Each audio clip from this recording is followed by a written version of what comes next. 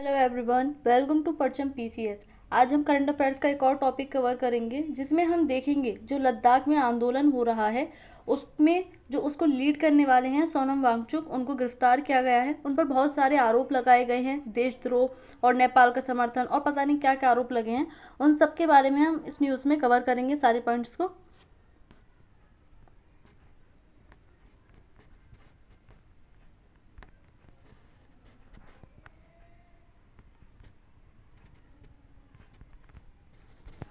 तो देखते हैं सबसे पहले खबर क्या आ रही है।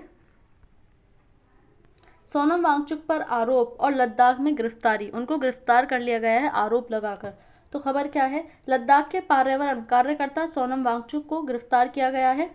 प्रशासन के अनुसार उनकी गतिविधियां क्षेत्र की शांति और सुरक्षा के लिए खतरा बन रही हैं, यानी कि जो वो आंदोलन कर रहे हैं, अपने अधिकारों की मांग कर रहे हैं, उसको लेकर प्रशासन ने कहा है कि वो उस क्षेत्र के लिए असुरक्षा और खतरा बनती जा रही हैं, इसलिए उनको गिरफ्तार किया जाता है। ऐसा माना जा रहा है कि वह लोगों को भड़का रहे हैं, ऐसा प्रशासन का मानना है कि वो बयानबाजी करके जो वहाँ की जनता है उनको भड़का रहे हैं, उनको आंदोलन में शामिल कर रहे हैं। अब प्रश्न ये उठता है कि आखिरकार वहाँ आंदोलन हो क्यों रहा है। तो जैसा कि हमने पहले भी देखा था, जो जेंजी हैं वो वहाँ पर जो है आंदोलन कर रही हैं कि जो उनको अधिकार हैं, जो राज्य का दर्जा है वो लद्दाख को दिया जाए। जैसा कि अभी हम देखते हैं, जो लद्दाख है वो यूटी है, अभी तक राज्य नहीं बना है वो, तथा उसको अपने जो लद्दाख है उसको 6 शेड्यूल में डालने की बात कही जाती है कि हमें 6 शेड्यूल दीजिए। दूसरा, लोकसभा में वहाँ पर 2 सीटें मांगी जाती हैं, एक कारगिल के लिए और एक लद्दाख के लिए। अभी तक वहाँ केवल एक ही सीट है। जब से जम्मू कश्मीर अलग हुआ है 2019 में, तब से जो जम्मू कश्मीर है उसको तो राज्य का दर्जा दे दिया गया है, लेकिन जो लद्दाख है उसको अभी तक राज्य का दर्जा नहीं दिया गया है। तो इन सब मांगों को लेकर के जो जेंजी है वहाँ पर आंदोलन कर रही है, और उस आंदोलन को जो लीड कर रहे हैं वो सोनम वांगचुक कर रहे हैं। पहले भी कई बार आंदोलन हो चुके हैं जिसमें हमने देखा था जो सोनम वांगचुक हैं उन्होंने पूरा समर्थन किया, यानी कि वही अधिकतर लीड करते हैं सभी आंदोलन को। जो खनन वगैरह को लेकर के लद्दाख में आंदोलन हुए थे, जो बाहरी कंपनियां आकर के वहाँ पहाड़ों को खोती हैं, पूरा पर्यावरण वहाँ का तहस नहस कर देती हैं, उसको लेकर के भी पहले आंदोलन हो चुके हैं। तो आरोप क्या लगाए गए हैं सोनम वांगचुक पर, तो लोगों को आंदोलन के लिए उकसाना, इसके जो है आरोप लगाया है उन पर कि लोगों को वो उकसा रहे हैं अपना फ़ायदा निकालने के लिए, जिसके लिए भी नेपाल विद्रोह और अरब क्रांति जैसी ऐतिहासिक घटनाओं का जिक्र करके जनमानस को प्रभावित कर रहे हैं। जिस प्रकार से अभी हमने देखा नेपाल में जेंजी आंदोलन हुआ जिसने पूरी सत्ता को पलट कर रख दिया, वहाँ की सरकार को भगा दिया, उसी प्रकार से जो प्रशासन है उसका कहना है कि जो सोनम वांगचुक है वो लद्दाख में यही वाली स्थिति अपनाना चाहते हैं कि जो लद्दाख की सरकार है, जो वहाँ के उपराज्यपाल हैं, उनको वहाँ से निकाल कर भगा दिया जाए और अपना शासन स्थापित किया जाए। इस प्रकार से जो प्रशासन है वो इन पर आरोप लगा रही है। प्रशासन के मुताबिक क्षेत्र की स्थिरता और कानून व्यवस्था को चुनौती दी जा रही है, जिसमें हमने देखा था जो बीजेपी कार्यालय है उसको जला दिया गया था। तो ये सारे आरोप उन पर लगाए गए हैं। प्रशासन का पक्ष क्या है इसमें, तो वांगचुक की गतिविधियां लद्दाख की शांति के लिए खतरा बन रही हैं। जो प्रशासन है उसने कहा है जितनी भी वांगचुक गतिविधियां कर रहे हैं, भाषण देना, आंदोलन को बढ़ावा देना, सभाएं करना, लोगों को उकसाना, वो सारी जो है लद्दाख की शांति के लिए खतरा बनती जा रही हैं, और आने वाले टाइम में ये खतरा बड़ा हो सकता है। इसलिए जो प्रशासन है वो उनको गिरफ्तार करता है। उनकी बयानबाजी से सामाजिक तनाव और असंतोष बढ़ सकता है, हो सकता है समाज में और भी ज़्यादा तनाव बढ़े, सरकार के खिलाफ वहाँ की जनता चली जाए। तो इसलिए जो है उन पर आरोप लगे हैं। ये गिरफ्तारी को रोकथाम के रूप में बताया गया है, यानी कि जो प्रशासन है उसने ये कहा है कि जो गिरफ्तारी उनको की जा रही है वो केवल रोकथाम के लिए, ताकि जो आंदोलन है वो शांत हो जाए, जो भड़काऊ बयानबाजी चल रही है जो सोनम वांगचुक करवा रहे हैं उनको रोका जा सके। लेकिन इसके उल्टे इफेक्ट भी हमें देखने को मिल सकते हैं। हो सकता है जो जनता है वो और भी ज़्यादा वहाँ की भड़क जाए, क्योंकि सोनम वांगचुक उनके काफ़ी अच्छे लीडर उनमें देखे जाते हैं, जो उसको लीड करते हैं पूरे आंदोलन को, उनकी मांगों को हमेशा ऊपर रखते हैं, जनता के हित में काम करते हैं। वो सोशल वर्कर भी हैं, जैसे कि हम देखते हैं समाज के लिए काम करते हैं, वहाँ के लोगों के लिए काम करते हैं। तो हो सकता है वहाँ की जो जेंसी हैं या वहाँ की जो जनता है वो और भी ज़्यादा भड़क जाए और आंदोलन विकराल रूप ले ले।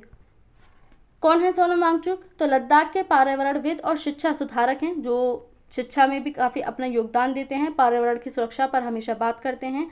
माइनिंग को लेकर के कई बार इन्होंने आंदोलन किए हैं। आइस स्तूप की तकनीक के लिए प्रसिद्ध हैं। जो 3 इडियट्स में आमिर खान को किरदार दिया गया था वो इन्हीं का किरदार दिया गया था सोनम वांगचुक का। इनको कई सारे अवार्ड्स भी प्राप्त हैं। गांधीवादी विचारधारा से प्रभावित हैं। लद्दाख की पर्यावरणीय सुरक्षा और स्वायत्तता के लिए हमेशा सक्रिय रहते हैं और इसी सक्रियता के लिए आज भी मतलब जो वर्तमान में आंदोलन चल रहा है उस आंदोलन को बढ़ावा दे रहे हैं। तो ये है सोनम वांगचुक। तो क्या अपने अधिकारों को मांगने का अधिकार नहीं है हमारे पास? जनता इस प्रकार के प्रश्न करेगी। भारत जैसा कि हम देखते हैं एक लोकतांत्रिक देश है और लोकतंत्र में क्या है कि सभी को अपनी बात को रखने का, अपने अधिकारों को मांगने का पूरा अधिकार होता है। इसी प्रकार से जो प्रत्येक व्यक्ति है वो अपने अधिकारों के लिए जो है वो आवाज़ उठा सकता है, अपनी मांगों को जो है मांग सकता है सरकार से, क्योंकि सरकार चुनी ही किस लिए जाती है? ताकि जनता की मांगों को पूरी कर सके, जनता की जो ज़रूरत है उनको पूरी कर सके। और लद्दाख के हालात ऐसे हैं कि वहाँ की जो आर्थिक व्यवस्था है वो काफ़ी ज़्यादा कमज़ोर है। वहाँ के पर्यावरण को पूरी तरह से नुकसान पहुँचाया जा रहा है, जिससे जो पर्यावरण है वहाँ का, उसके लिए जो टूरिज्म है वो उसको नुकसान पहुँचाता है। हालाँकि जो टूरिस्ट वहाँ से आते हैं वो काफ़ी बड़ा योगदान देते हैं वहाँ की इकोनॉमी में, जो कि प्रत्येक व्यक्ति का मौलिक अधिकार है। यानी कि जो अपनी मांग है, जो अपने अधिकार हैं उनको मांगना कोई कानूनी अधिकार नहीं है बल्कि एक मौलिक अधिकार है, जिसमें हम संविधान के भाग नंबर 3 में मौलिक अधिकारों का उल्लेख होते हुए देखते हैं। और ये अधिकार ऐसे हैं कि यदि इनका हनन होता है तो कोई भी जो व्यक्ति है जिसकी मौलिक अधिकारों का हनन होता है तो वो न्यायालय में जाकर के इन अधिकारों की मांग कर सकता है। परंतु अपने अधिकारों की मांग के लिए शांतिपूर्वक सभाएं करने के अधिकार संविधान देता है। यानी कि संविधान कहता है कि आपको मौलिक अधिकार दिए जा रहे हैं, ऐसे में जो मौलिक अधिकार हैं यदि उनका हनन होता है तो उनकी मांग के लिए आप शांतिपूर्वक सभाएं करेंगे। कोई आगजनी या जो देशद्रोह हो उस प्रकार की कोई भी गतिविधियां नहीं कर सकते। संविधान में प्रावधान क्या है इसको लेकर के? तो अनुच्छेद 19(1) का जिन नागरिकों को अभिव्यक्ति और वाणी की स्वतंत्रता का अधिकार देता है। अनुच्छेद 19 जो है वो भाग नंबर 3 के, यानी कि जिसमें हमारे मौलिक अधिकार हैं, ये हमारे स्वतंत्रता का अधिकार है। स्वतंत्रता के अधिकार हम 19 से जो है 23 तक देखते हैं। हाँ, 23 तक ही हैं। अनुच्छेद 19 से 30 तक हम अधिकार देखते हैं स्वतंत्रता के, जिसमें से एक अनुच्छेद 19 है। और अनुच्छेद 19 के अंतर्गत जो है बहुत सारी चीज़ें आती हैं, जैसे बोलने का अधिकार, कहीं भी आने जाने का अधिकार, कहीं भी बसने का अधिकार, कोई भी रोजगार अपनाने का अधिकार। ये सारे अधिकार हमें अनुच्छेद 19 में देखने को मिलते हैं। अब अनुच्छेद 19 के 1 का नागरिकों को अभिव्यक्ति और वाणी की स्वतंत्रता का अधिकार देता है। यानी कि सभी के जो है सभी नागरिकों को ये अधिकार है कि वो अपने विचारों को अभिव्यक्त कर सके, उसे पब्लिक के सामने रख सके। तो ये सारे अधिकार हमें अनुच्छेद 19 का 1 का देता है। अनुच्छेद 19 का 2 जो है वो यह स्वतंत्रता पूर्ण नहीं देता, इसमें अधिकारों पर प्रतिबंध लगाया जा सकता है। जैसा कि मैंने पहले कहा, जो हमारे मौलिक अधिकार हैं वो हमें अधिकार ज़रूर देते हैं, लेकिन किसी और के अधिकारों का हनन होने पर उन पर प्रतिबंध भी लगाया जा सकता है। ऐसा हमारे संविधान में प्रावधान है। भारत की संप्रभुता और अखंडता के मामले में अगर कोई भी ऐसा अधिकार हुआ तो ऐसे में उस अधिकार को प्रतिबंधित किया जाएगा। राज्य की सुरक्षा पर अगर बात आई तो उस मौलिक अधिकार को प्रतिबंधित किया जाएगा। सार्वजनिक व्यवस्था, ऐसे मामलों में जो है मौलिक अधिकारों को प्रतिबंधित किया जा सकता है। अनुच्छेद 21 क्या कहता है? तो जीवन और व्यक्तिगत स्वतंत्रता का अधिकार, परंतु कानून गिरफ्तारी संभव। इसमें जो है जीवन मतलब अपने तरीके से व्यक्तिगत स्वतंत्रता और जीवन को अपने तरीके से जीने का, अपने अधिकारों को मांगने का पूरा अधिकार हमें अनुच्छेद 21 देता है। लेकिन इसमें जो कानूनी गिरफ्तारी है वो भी हो सकती है। यानी कि जो है अगर आप किसी कानून के अगेंस्ट जाते हैं या कुछ गलत तरीके से अपने अधिकारों की मांग करते हैं तो उसमें गिरफ्तारी संभव है। अनुच्छेद 22 क्या कहता है? मनमानी गिरफ्तारी से सुरक्षा की बात ये करता है, जिस प्रकार से किसी की भी सुरक्षा ऐसे जो गिरफ्तारी है वो ऐसे ही नहीं की जा सकती। उसका बात जो है अनुच्छेद 22 में क्या गया है? गिरफ्तार व्यक्ति को 24 घंटे में मजिस्ट्रेट के सामने पेश करना अनिवार्य होता है। तो ये हमारे संविधान में कुछ प्रावधान दिए गए हैं गिरफ्तारी को लेकर के और अपनी आज़ादी और अपने अधिकारों को लेकर के। संभावित प्रभाव क्या होंगे इसके? तो लद्दाख में असंतोष और भी बढ़ सकता है। जैसे कि मैंने कहा कि जो हमारा लद्दाख है उसके जो लीडर है, जहाँ पर आंदोलन चल रहा है, उसको लीड सोनम वांगचुक करते हैं। उनकी गिरफ्तारी जो प्रशासन ने की है वो ये सोचकर की है ताकि जो आंदोलन है उसको रोका जाए, जो आगजनी हो रही है उस पर कंट्रोल किया जाए। लेकिन हो सकता है जो जैनजी हैं वो और भी ज़्यादा भड़क जाएं, और भी ज़्यादा आंदोलन विकराल रूप ले ले। भारत सरकार और स्थानीय संगठनों के बीच टकराव गहरा सकता है। जो स्थानीय संगठन हैं वो अपनी मांगों को और भी तेज़ कर सकते हैं। भारत सरकार और स्थानीय संगठनों के बीच में टकराव हो सकता है। अंतर्राष्ट्रीय स्तर पर मानवाधिकार और अभिव्यक्ति की स्वतंत्रता पर बहस छिड़ सकती है। जो मानव अधिकारों वाला मुद्दा है, जैसे कि अभी गाजा को लेकर भी उठा हुआ है, ऐसे में हो सकता है कि लद्दाख के मानव अधिकारों को लेकर के भी ये मुद्दा गर्मा जाए। क्षेत्र की राजनीतिक और सामाजिक स्थिरता पर इसका गहरा प्रभाव पड़ेगा। वहाँ की जो राजनीति है वो वैसे भी जो है पूरी तरह से जटिल होती जा रही है। दोनों जो भारत सरकार है और जो वहाँ के स्थानीय संगठन है उनमें टकराव वाली स्थिति हमें दिखाई दे रही है।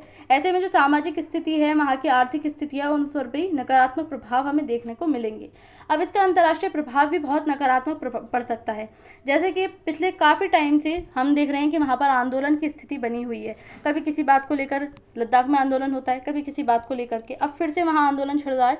तो ऐसे में क्या है कि वहाँ पर जो अंतर्राष्ट्रीय हमारे देश हैं, जो सीमावर्ती देश हैं, जैसे कि चीन और पाकिस्तान, वो अपनी नज़र हमेशा भारत पर रखते हैं, खासतौर से जम्मू कश्मीर और लद्दाख वाले क्षेत्र में, और यहाँ अपने पैर जमाने की हमेशा कोशिश में लगे रहते हैं। ऐसे में क्या है, अगर जनता इस भारत सरकार से खुश नहीं है तो हो सकता है वो चीन और पाकिस्तान में समर्थन देखने लगे, यानी कि अपनी लिए जो सुरक्षा है, अपनी मांगे, अपने अधिकारों की जो पूर्ति है, वो चीन और पाकिस्तान की तरफ को देखने लगे।